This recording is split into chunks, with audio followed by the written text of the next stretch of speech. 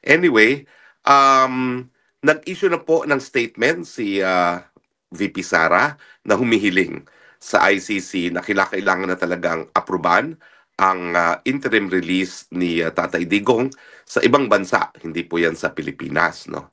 At ito po ay dahil sa katotohanan na sang-ayon kay VP Sara, hindi mapangalagaan ang kalusugan ni Tatay Digong sa detention facility ng ICC. At binanggit niya yung isang okasyon kung saan nakita na walang malay si Tatay Digong at hindi maalagaan pati yung ingrown nail ni Tatay Digong. Na totoo naman, no? Kung talagang kaya nilang alagaan ang kalusugan ng isang nakadetene, dapat hindi na nadidiskubre na unconscious sa sahig ang Tatay Digong, no? At dapat siguro naiwasan yung ganong mga pangyayari. Walang sasabihin ko lang po, hindi ko po nakakausap pa si VP Sara. Hindi pa po kami nakipag-ugnayan kung pareho ang tinutukoy namin. Pero mga mahigit isang buwan ang nakalipas, nakapanayan ko po isa nagtatrabaho sa detention facility. Ang sinabi sa akin nung empleyadong yon, kung naalala nyo, merong report minsan na nailabas daw si Tatay Digong panandalian sa ICC Detention Center. At ang dahilan daw ay routine check-up. Pero ang sabi sa akin ng empleyado, hindi daw routine check-up yon. Nahulog daw si Tatay Digong habang naglalakad, tumama ang ulo.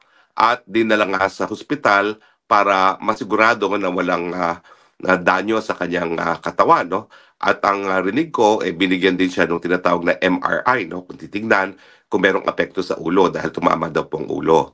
Now, ang request naman po ng tao, ipagbigay alam ko raw sa pamilya dahil hindi niya alam kung sinabi sa pamilya itong pangyayari ito kay Tatay Digong. No? At ako naman po ay sinunod ko yung request, pinarating ko po yung impormasyon na yan kay VP Sara. Hindi ko po alam kung ito yung impormasyon na sinasabi ngayon ni VP Sara. No? Basta ako, pinarating ko sa kanya at iniwan ko na po sa kanya yan kung anong gagawin niya sa impormasyon na yan dahil alam niyo naman po, no, anything about health is covered by the right to privacy, no? So bahala na ang pamilya mag-process ng ganyang impormasyon kasi hindi ko naman alam kung talagang hindi sinabi sa kanila, no? At hindi ko naman tinanong. Basta ako sinabi ko yung impormasyon dahil yan naman yung pinangako ko dun sa informante na nagsabi sa akin. So, ulitin ko po hindi ko alam kung parehong tinutukoy naming okasyon ni BP Sara, pero may ganyang impormasyon po na pinarating sa akin na ang request ay iparating naman kay BP Sara. At bahala na po si Inday Sara, si VP Sara mag-confirm kung kapareho kaming insidenteng sinasabi. No? Pero ang malinaw po talaga, kung talaga nangyari ang insidenteng yan, talaga pong bagamat meron silang clinic dyan sa detention facility, hindi po sapat yung clinic na yan para pangalagaan nga po ang kalusugan ni Tatay Digong.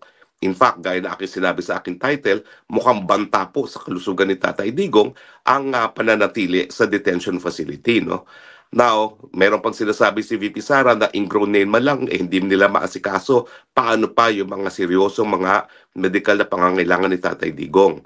Ang katotohanan po at 80 si Tatay Digong, kinakailangan na talaga ng 24-hour assistance, no? Kinakailangan na ako hindi full-time nurse, caregiver. Kasi ako naman po, nag-alaga rin ako ng mga magulang ko, ng aking tiya na matandang dalaga.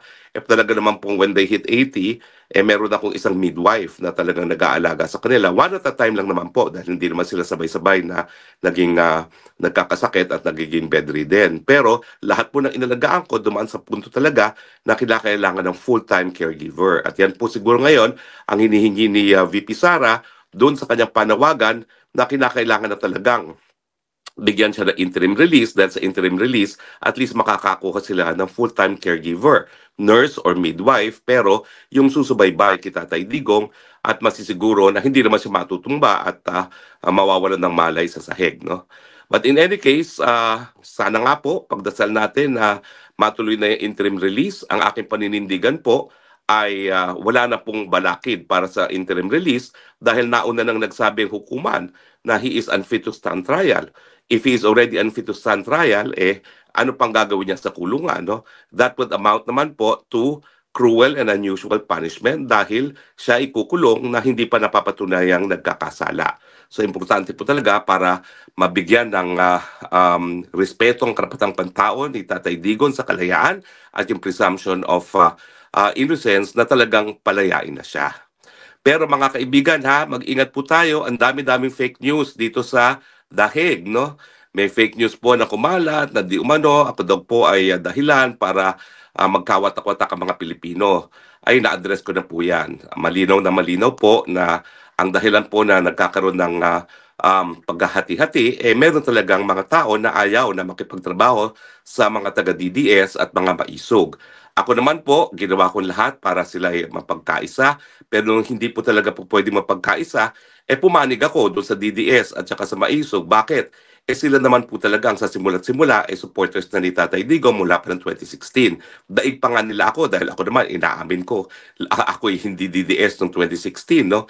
At sa tingin ko naman, unang-una, kakilala silang personal ni Tatay Digong. Pangalawa, dapat naman i-recognize natin yung kanilang naging papel sa pagkakahalal kay Tatay Digong na naging dahilan para napakita ni Tatay Digong na po pwede talagang maglingkod sa taong bayan na hindi nagpapayaman. Di gaya ng nakikita natin ngayon dito sa flood control scandal na talagang mga mambabatas, pati ang presidente, ang House Speaker, talaga naman pong tinatrato na negosyo itong gobyerno, no?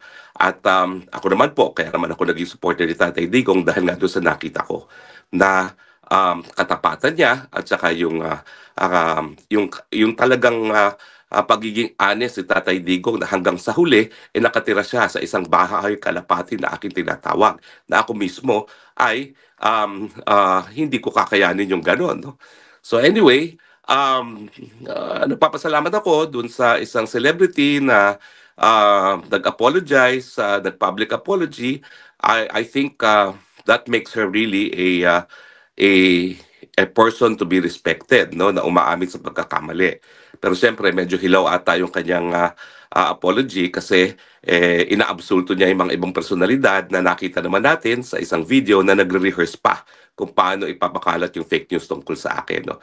First time ko naman po nagsasalita tungkol sa akin sa laubin dito, no? Pero hindi naman ako pa pwedeng forever manahimik, no? Dahil kitang-kita naman po na bagamat inaabsulto niya ilang mga personalidad, merong rehearsal sila kung paano nila ako sisiraan sa entablado. Anyway, I leave that to you. I leave everything to God, but I appreciate the public apology, you know, at least from the person na nagsalita sa entablado. Dami rin po itong kumakalat na fake news, ha? Napalaya na po si Tatay Digong. Wala pa pong kanyang desisyon. Lahat po ng desisyon ay pinapublish po yan sa webpage ng ICC.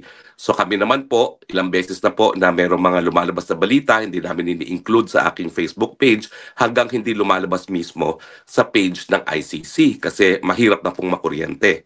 80 years old na po si Tatay Digong at maselan lahat ng impormasyon tungkol sa kanya, lalong-lalo na kung ito ay may kinalaman sa kanyang impending kalayaan. Anyway, hindi po ako po pwede magtagal dahil ako ay susunduin na talaga. Siguro po, nagpapasalamat talaga ako sa mga sumusuporta sa atin, yung mga hindi naniniwala sa mga fake news na pinapakalat sa atin, at yung patuloy na nagtatangkilik sa ating Facebook page, sa ating mga iba pang social media outlets dahil bagamat ang dami-dami pong naninira sa atin, nandiyan pa rin ang inyong tiwala. At ako naman po ay magiging tapat sa inyong tiwala.